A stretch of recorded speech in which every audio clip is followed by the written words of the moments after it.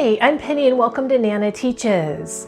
This is a channel where I teach fun activities and projects that you can do with your grandchild to create lasting memories and also teach basic skills that are really valuable lifelong skills.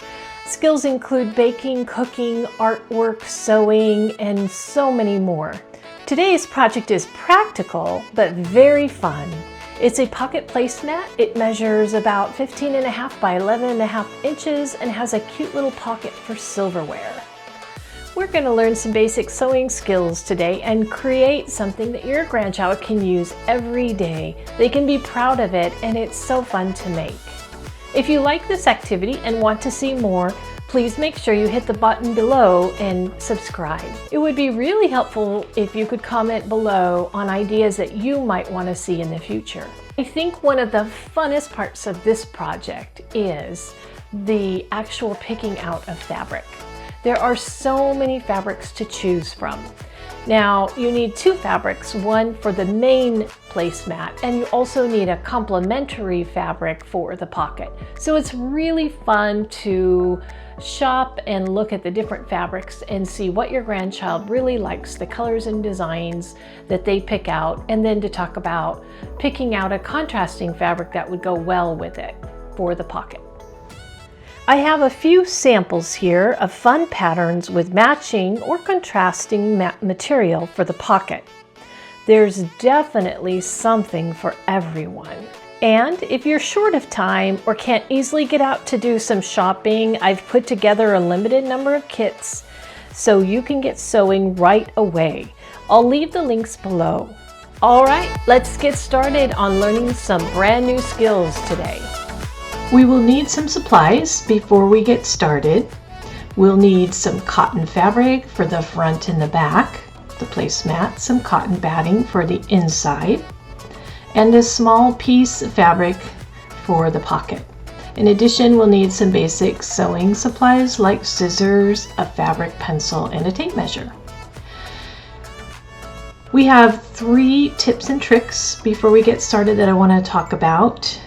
The purpose is to make the project as easy as possible so your grandchildren can really focus on the important skills that we're teaching in this project.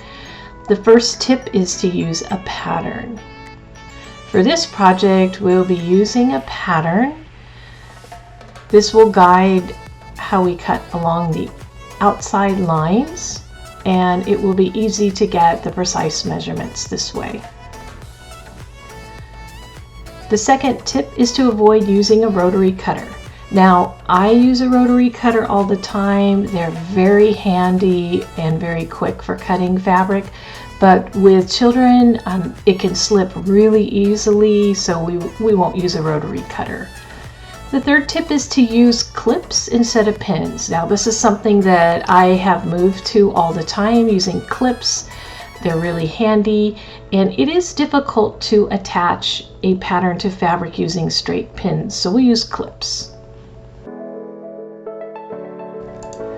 We're going to start with the fabric wrong side up, the back facing upward. Then we want to carefully fold it in half. You're going to want to smooth out the wrinkles and make sure it's nice and flat. The next step is we'll place the pattern on top of the fabric, and we'll leave a little bit of space on the bottom edge, which is the folded edge, and the cut edge to the right hand side. We're going to trim those off later. Next step is we're going to pin the pattern to the fabric using those pins that I've talked about earlier. These are really handy for small hands to use, a lot easier than using the straight pins. I'm just going to secure the pattern to the fabric on the 2 sides.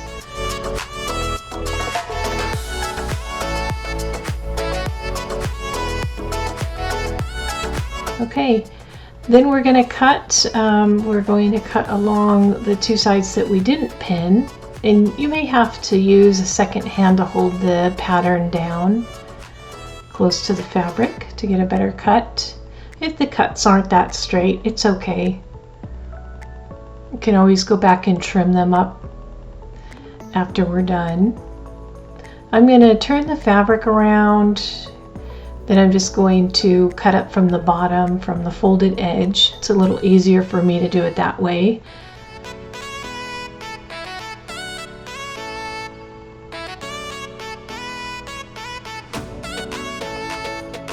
So now what we're going to do is we're going to move the pins over to the two sides that we just cut.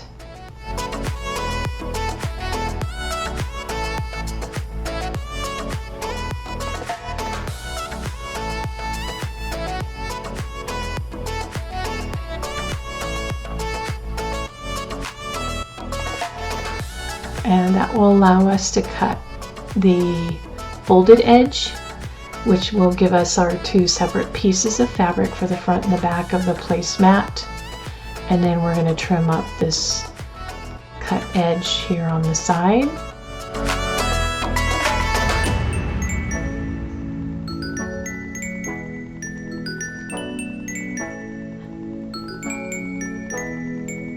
Okay, and there we have it. We have two pieces of fabric that measure 17 by 13.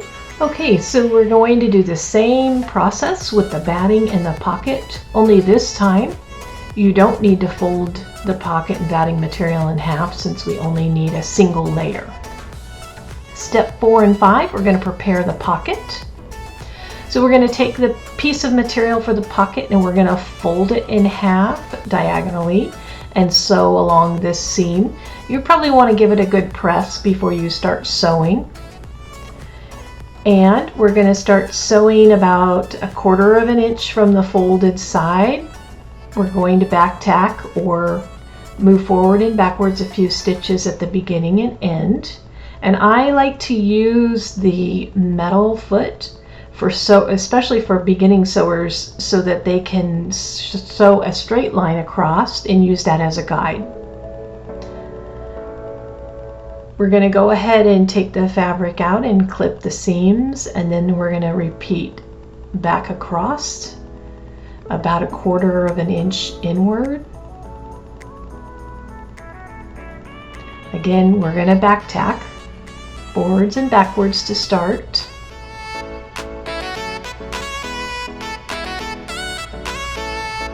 And we can use the line that we've already sewn as a guide. And doesn't have to be exact, but somewhere around 1/4 inch is a good measurement. We're going to back tack.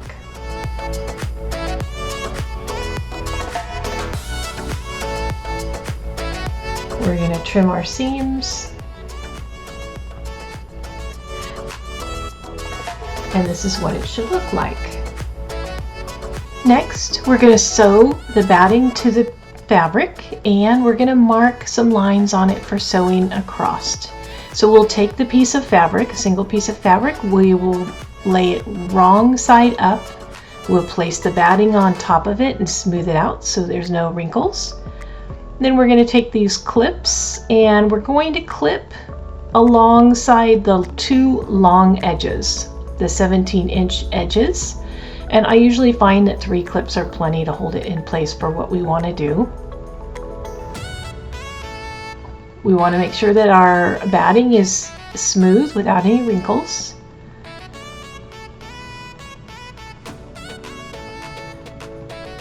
And then we're going to be sewing across 3 lines that are 3 inches apart from each other to secure the batting to the fabric. Okay, to do this, I just lay the ruler in the middle and I'm going to mark at 3, 6, and 9 inch intervals, and I'm going to do it across the fabric so that it will guide my lines for me. And for more advanced sewers, you don't need lines, you can just go from mark to mark, but for beginning sewers, I would actually draw a line on with my fabric pencil. It'll make it nice and easy for them to follow across. And these lines that we're going to sew in will make sure that the batting doesn't slip inside our placemat, and it will also give it kind of quilted look on one side.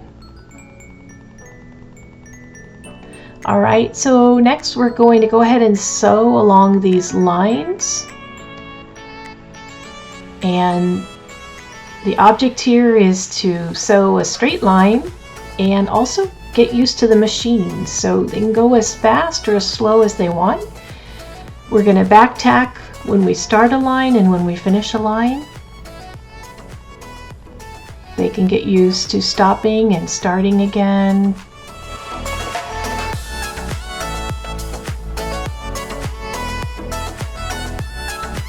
And I get the question sometimes about feedback.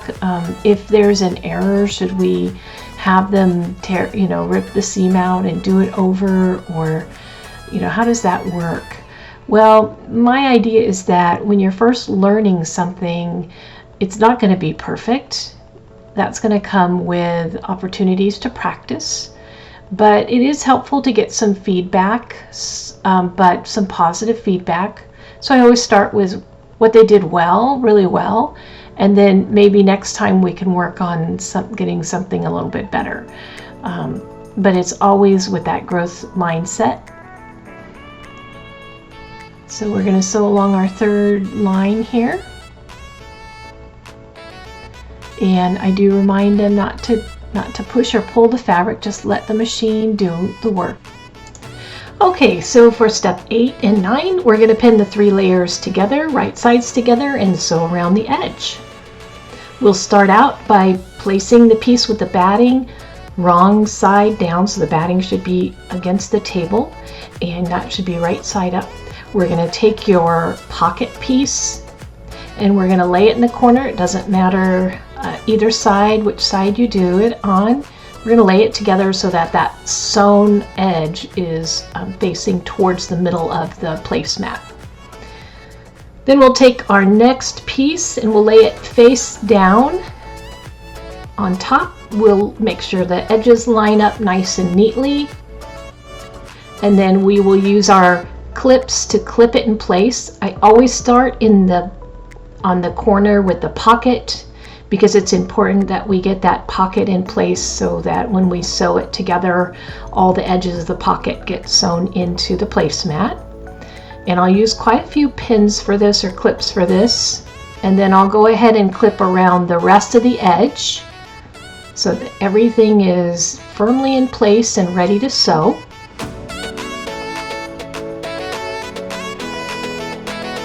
The next step that we're going to do, we're going to use our fabric pencil. And for the corner across diagonal from our pocket, we're going to mark a 4 to 5 inch opening right below the corner there. And that's what we're going to not sew so that we can turn it right side out when we're all done. Okay, I'm going to start in the corner with the pocket. And I'm going to use a pretty good seam allowance to make sure all of my layers are in my stitch. When I come to the corner, I'm going to go just about where the seam allowance is. I'm going to leave the needle in the fabric, lift the foot, turn the fabric, lower the foot, and continue stitching.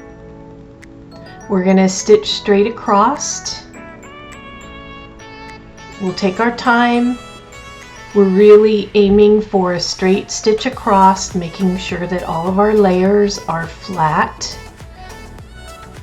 Again, we're going to come to that corner. We're going to leave our needle down, lift the foot, turn the fabric, and we're going to come to our mark, our opening.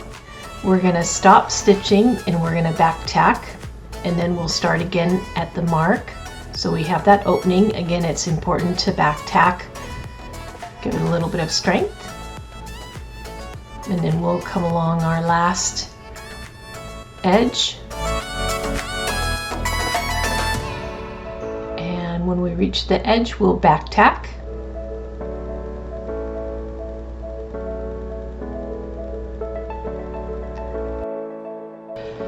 Okay, the next step, we are going to trim our edges. So we're going to get rid of all of that bulk around the outside of the stitched line, and that will make it lay nice and flat when we turn it right side out. So we want to get rid of all of that bulk. We're going to trim our corners, another way to get rid of a little extra fabric so it doesn't create a bump on the edges. And we want to trim it pretty close to our stitched line, but we want to be careful not to cut our stitched line. So go right along the edge. And then the next thing, we're going to go ahead and turn it right side out. So we're going to look for that opening there. We're going to open it up for between the two pieces of fabric. And this you'll just need a little bit of patience with. The larger the opening, the easier it will be to do this. But we just carefully kind of bring it right side out. Feels like you're wrestling with the fabric a little bit at times. But this is the exciting part, because this is when you get to see the almost finished product. So we're just going to keep pulling out. There's the pocket piece that's coming out. Of course, when you first turn it right side out, usually the corners aren't, kind of all the way out. So what I'll do is I'll take a blunt edged stick. Anything will do that you have around the house. You don't want it too sharp because you don't want to poke a hole in the corner. But you can poke those corners and kind of get them turned right side out the way they're supposed to be. Okay, our final step is that we are going to close our opening here along the edge. I'm going to just use my fingers to press over the material, make a nice edge, and then clip this together, clip the two edges together. Another way that you can do this is to use a needle and thread to close up this opening and just hand stitch it. But I think for our beginning sewer, we'll just go ahead and use the machine. We'll start in the corner here and make sure to back tack. Now I'm just going to sew along the very edge, as close to the edge as I can get it, just a short distance. I'll remove my clips and then go ahead and sew, back tack at the end, and clip my threads, and there I will have it. A completed pocket placemat that they can use. I hope you enjoyed this project and that you and your grandchild were able to create memories while learning valuable skills. Thank you.